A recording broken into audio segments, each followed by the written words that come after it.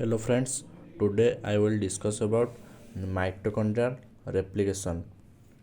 As we know, mitochondria is found in eukaryotes and it is a semi-autonomous organelle as it contains a double-stranded DNA as its genetic material. It is also called as powerhouse of the cell.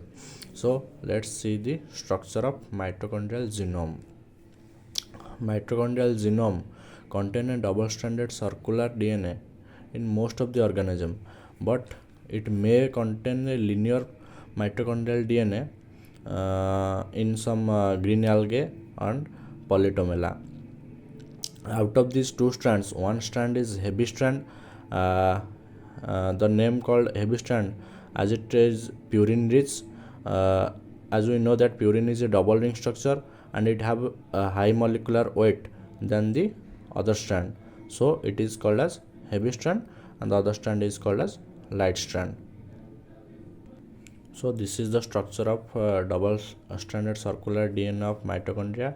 It is mainly about 16.5 kilobase pair. It have a heavy strand, it have a light strand, and it have a region called as NCR, otherwise called non-coding region. Here it contains the origin for heavy strand replication, and there is a origin of light strand. It is present outside the NCR region. Here we use for replication of heavy strand, light strand is used as template, and for replication of light strand, heavy strand is used as template. Here a continuous synthesis of DNA occurs in both the strands, not semi-continuous or semi-discontinuous type, and it is unidirectional. It is unidirectional from each origin, as we know that there is separate origins for separate strands. For heavy strand replication there is origin of heavy strand, and for light strand replication there is origin of light strand. So first topoisomerase is recruited. It relaxes the supercoiled DNA. Then as we know that as DNA polymerase gamma cannot use double-stranded DNA as template, so we need a helicase. Here the helicase name is twinkle. It makes the double-stranded DNA into single-stranded DNA and make so that our DNA polymerase gamma can use the strand as template and start DNA synthesis. So first the synthesis of heavy strand is occur using the light strand as template. Here the new strand which is a heavy strand is synthesized by DNA polymerase gamma, which contain 3 subunits, 1 major subunit and 2 regulatory subunits. As the new heavy strand is synthesized, the old parental heavy strand is displaced, hence a displacement loop is formed.